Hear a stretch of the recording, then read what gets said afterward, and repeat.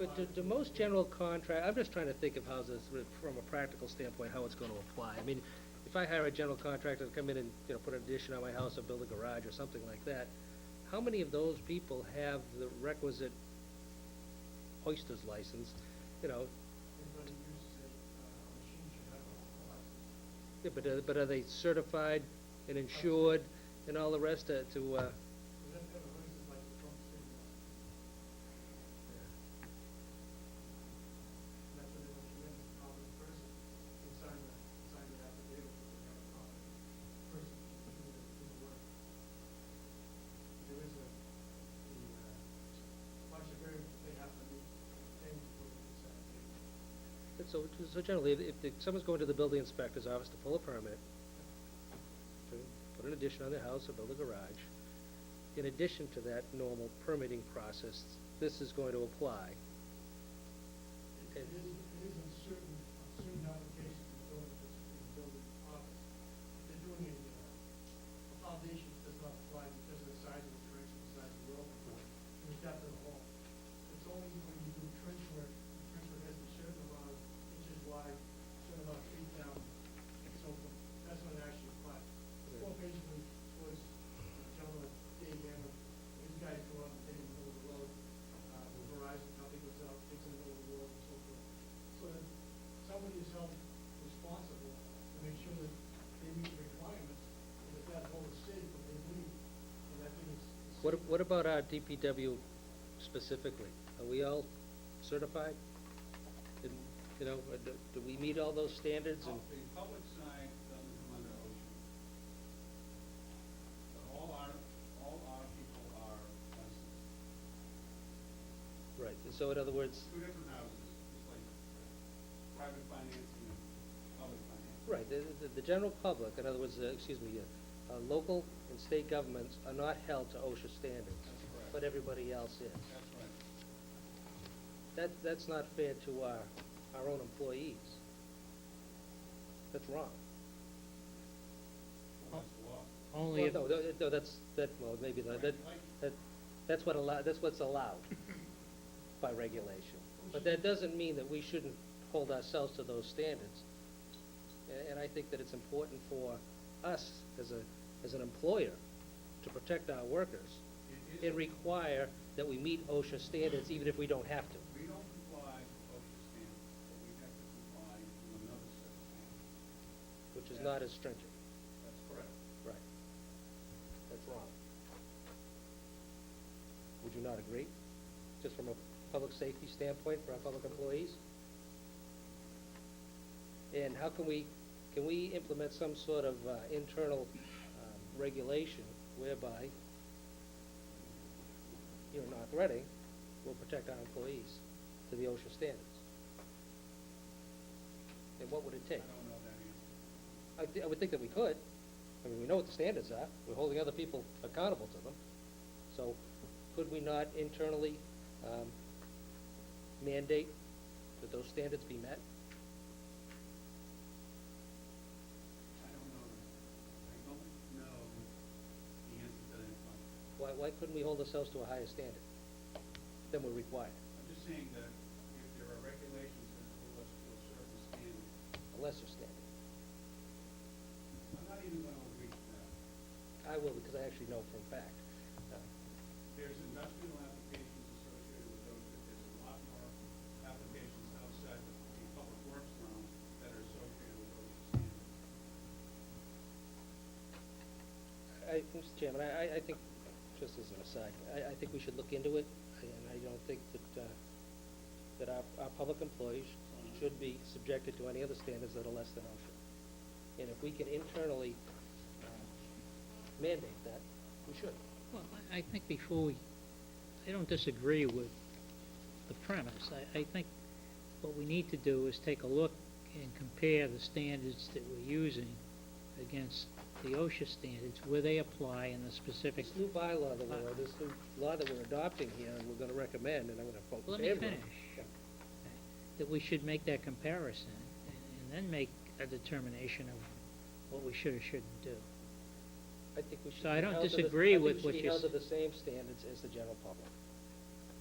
Well, less. It's possible that in certain areas it were held to a higher standard. That's okay too. But at a minimum, we should be required to meet the same standards as the general public is required to. But now, as we sit here, we don't know the difference between the two. It's So, less, well, for sure. I trust what you're saying, but I haven't seen the comparison, so I think it would make sense to make the comparison first. I'm all in favor of getting the comparisons done. And if you wanna start with a trench, start with a trench. Just as a comparison purposes, but same as lock-in, tag-out for electrical guys, we don't have to meet those standards. OSHA standards, more voluntary on the part of state and local governments as opposed to what the state government and local governments mandate private contractors to do. So public employees are not protected to the same level as private, employees of private contractors are. And I don't think that's right.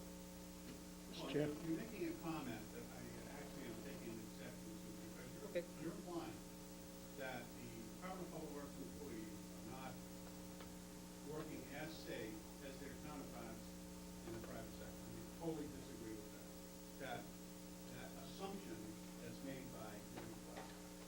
Totally, absolutely couldn't disagree with you.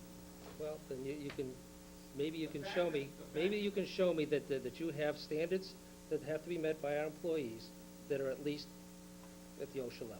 If that's fine, I'd be more than happy. That's terrific. Well, Can I ask a question? let's get back, you know, we could have a, Okay, schedule right. a discussion of that issue at a future meeting. Let's get back to Article, Holding private people, 10. holding the Yeah, private can I- people to this standard. yes. Can I ask a question, just so I can clarify it in my mind right now? Is the town going to be held to the same standard here as the private contractor? Oh, no. This article doesn't require it either. Or this article, No, no. I mean, this. I'm this just article trying to get simply- that clear, what it, This is specifically outside of the this is town. specifically for outside No, contract. which I think is why Steve has brought this issue. Right. The department, for the repeat, fire department, police department, DPW, will need to fill out a form on this, absolutely, take a permit. Oh, we still do? Still doing a permit. It's just Oh, a license. oh, okay, so then we are held to it. We're held to it, but I can't say we're held to the exact same standard as OSHA. Not required. You would have to have Okay, a permit okay. in order to work. But I mean, we're held to this article that we're looking to bring to town meeting, correct? Okay, then I think any other discussion was outside the four corners of this article. And I certainly think the DPW and Mr. Hanlon does an exceptional job with the safety of our town employees. I would hope And so. I can understand you're taking exception to it, Mr. Hanlon, and I agree with you. We also try to keep our reporting the same as what I know you do, Chief, thank you. And I think as a matter of policy, we should.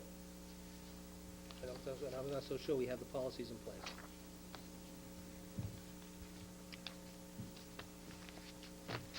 So let's see, you raised the question, I think we had already made a motion on this, correct? Yeah, I think we voted on it, too, didn't we? Yeah, We already voted on it. Okay. We already voted on We it. discussed it after the fact, all right. Article 11, home rule petition road flaggers. For those that came in late, the board has changed, I don't know what, were there copies of this document? There were not, There were the not, board okay. received copies of it tonight. So a change was made earlier this evening on the proposed article. Basically, the article was modified from what was probably published in the paper to allow for a broader, it was broadened so that we had the opportunity to assess what the State House and the governor were going to finally agree to, and then at town meeting could amend the article to suit the town's needs without going too far beyond what the legislature had approved will approve. There's public hearings going on, and they've got to make a decision by October 3rd. I believe our town meeting is, what, on the 5th? Sixth. So we'll have an opportunity to at least understand where the state is going on this same issue. With that, and we've already voted to put this article on, and I would recommend that we hold our recommendation to town meeting such that we may modify this article on the town meeting floor. Not modify it, but actually read a more detailed article, submit that on the 6th. So I'd move we just,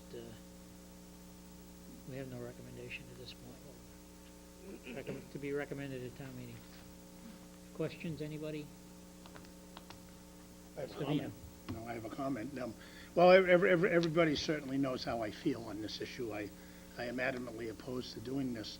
And my main reason being is because the old wording, it's not in this wording here, it allowed it to supersede any contracts that have been signed by the town in good faith. And I just want to be sure I'm correct on this, Mr. Chair. So what this new wording does is, after we find out what the state's article is, and if town meeting passes this particular wording that I've been given tonight, the Board of Selectmen at a future date could say, we're going to add in to supersede a contract. Am I understanding that correct? Or does that have to go back to town meeting? Well, first of all, I think that, you know, we're guided by rules and regulations and laws associated with what we can do and can't do. So if it's determined that we can't arbitrarily change this, and it has to be negotiated as part of a contract negotiation, then that's what we'll have to do. Well, how can anyone expect me to vote on this without that question being answered? I can't, I'm asking that question. Under this new wording, can the board, let's just say this wording passed the town meeting on October, what is the actual date? 6th. Let's say this passed the town meeting on October 6th. Could the board, at their next meeting or any meeting, say, okay, we have this wording which is so broad, now I'm going to add a few words here, that we can do anything we want, so now we're going to say that this article does supersede any signed contracts within the town. That's my question. Is this board going to be able to do that? Barring, Mr. Chairman, Yes. I believe it's a two-step process. The simple answer to your question is, no, we can't do that. Right. But we can change this language at town meeting. No, I'm talking town- after town meeting, Mr. Delaney. That's- What can the board do after town meeting? Trying to answer the question. The simple answer to your question is, we can't do that after the fact. Town meeting has to approve, it's a home rule petition. Town Right. meeting has to approve it. If The it does, legislation has to approve. right, the legislature has to approve it as well. Okay, So the language would have to be presented at town meeting. so if this language here, given to me tonight, is presented at town meeting and voted on and approved at town meeting, this is the language that will go in to the state. Somebody stop me at any point that I'm wrong. No, so far. This is the language that will go into the state for the home rule petition for the town of North Reading, and the town of North Reading will not be able to supersede a signed contract. Is that correct?